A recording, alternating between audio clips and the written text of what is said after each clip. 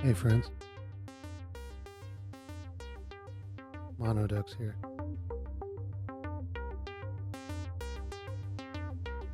I just wanted to talk a little bit about the Duophonic patch that I worked on a couple of days ago. I've changed the sequence a little bit just for something different to listen to. But I wanted to explore how the 2600 does that and just some principles I discovered in the process of making that. Some things I learned. See if maybe they're useful to you as well. So let's dive in and start with the less obvious part of it, which is the alternate path to making the second voice. So what we're going to do is start with that alternate voice, which I'm using for the bass line in this patch.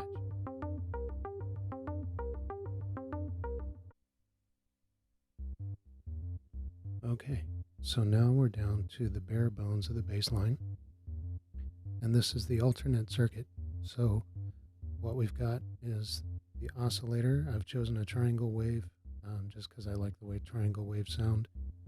And what I'm doing is I'm coming into the voltage processor, and from the voltage processor I'm coming out into the ring mod, and from the ring mod I am going out into the mixer, and I am using my AR envelope to control the ring mod. So what's happening here that's different from usual that I learned, and I did mention that T-Noise has a great tutorial on how to do this. I do recommend checking that out. So what's different about this is that the voltage processor in this case is serving as a kind of limited filter, and the ring mod is serving as an alternative VCA. These are really important principles for a 2600 user that needs to cheat and get more functionality to get a second voice. So the way that works is when you take an audio signal and send it into this bottom row, which is a lag time processor. What a lag does, if you see the way it almost kind of is represented the same way that a AR envelope looks. It's like it applies an envelope to the waveform that's coming in, whether it's a voltage or an audio waveform. So in this case, it's cutting off the hard edges. So if I take something more obvious like a saw, the more I increase the lag, the softer it gets, and the less,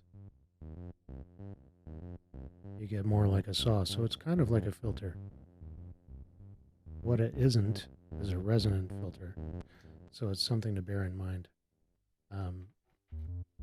So it's a limited kind of filter that you can use. Ring mod, when you switch it, there's a switch here for audio and DC. So you can use it like a ring mod, obviously. But if you switch it into DC, you can run signals in it to use it just like an amplifier. So in this case, I've run my my VCO into the voltage processor just like I would running it into a filter, and then take the output from my fake filter and run it into my fake amp. So I've got audio coming in here, got the volume all the way up, and then I've got a control voltage coming in here. I've got it switched to DC. I've got my control voltage is coming from my envelope.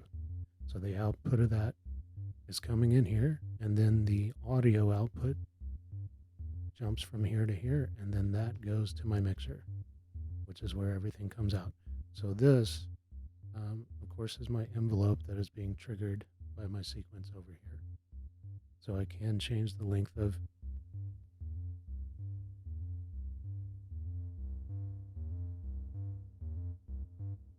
make it a little bit snappier.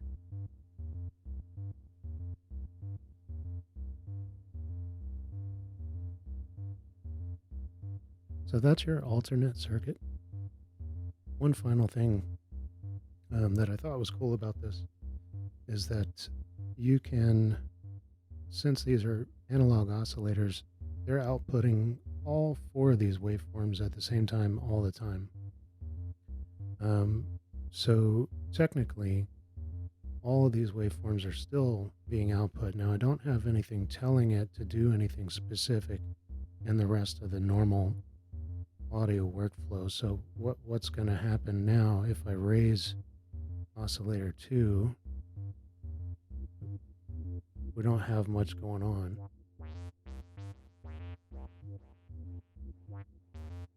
It's just going to follow what's happening with the AR and the bass line. But when I program back in all the other steps, we're gonna get that some activity with the rest of the bass line. So let's see if we can put that back together. I'm going to stop the sequence. So we've got our basic bass line programmed in. I've left this pulse width modulation in case I want to switch to a pulse for the bass line. You can still do that over here. In fact, I'll just show that real quick. I'll just switch to a pulse wave. One other thing to note is that the throw length on this is really kind of small before you get no audio, so it's pretty sensitive. But you can get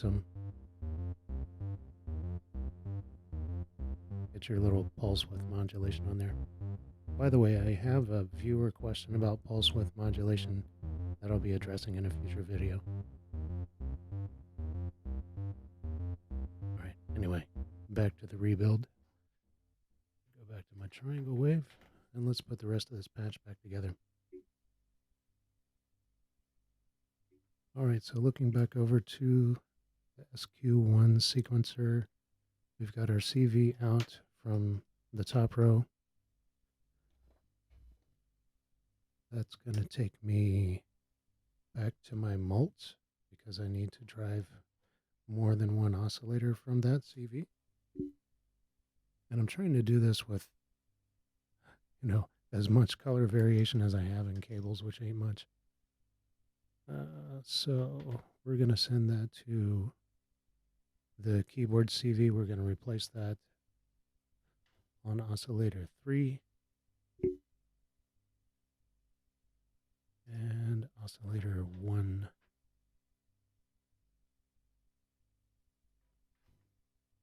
All right, so that gets my pitches into the system, and then I'm going to take my gate output, and I'm using my lovely stackable tip-top audio cable because I have to do the little jumper thing, so I'll show you what that is in a second.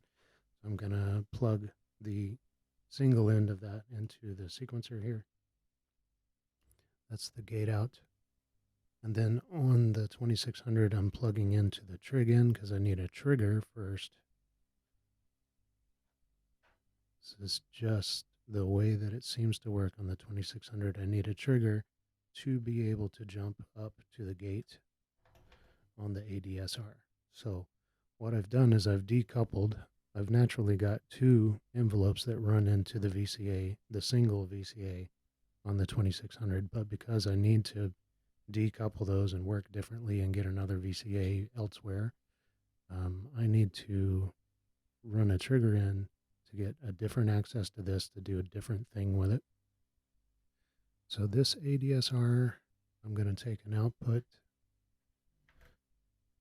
and run it to the linear input on the VCA. So as a reminder, this AR envelope is controlling this fake VCA. This ADSR envelope is controlling this VCA. My fake baseline patch is running into this end of the mixer. The normal stuff, like we have kind of hardwired, semi-hardwired with the ADSR, and the regular filter is running into this line of the input. So what I'm hoping for, I'm going to turn up VCO number 3. What I'm hoping for is that now we've got a bass line and a treble line.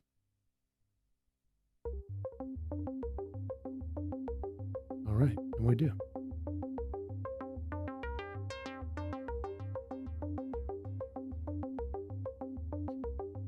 another thing I've found is that with this circuit, things can get kind of boomy. So I did turn the gain down a bit on this VCA. I'll turn it back up now. You can hear it kind of driving a little bit.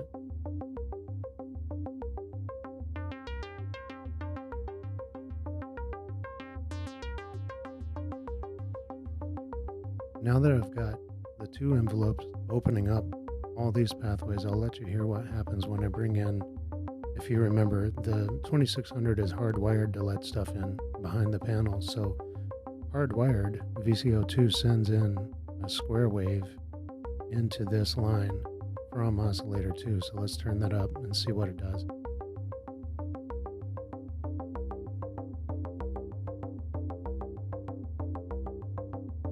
And just isolate that. So what you can hear is that this is actually playing the top row sequence, while the triangle is actually playing the bottom row sequence. Pretty cool.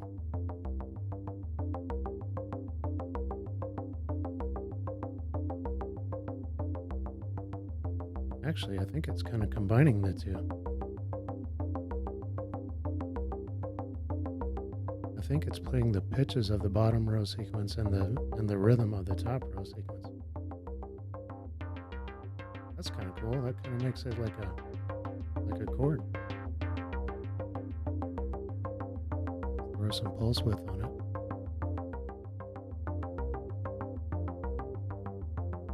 Yeah.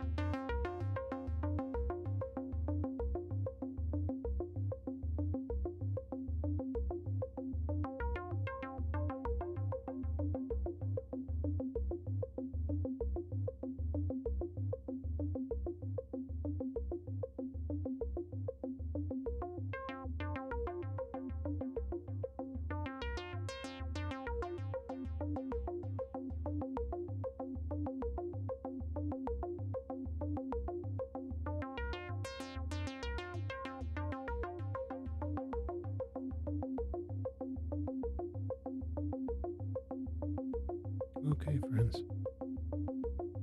There you have it.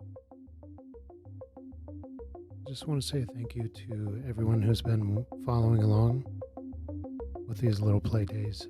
And thank you to those who have subscribed. If you haven't done so, I welcome you. And please join in on the comments. I'd like to also invite you, if you haven't done so, to check out the patch that I made on VCV Rack. If you don't happen to have an ARP 2600 and you want to play with this stuff, maybe that patch will help you get into it. I think this is a great machine. I really do. I think it's really worth your time.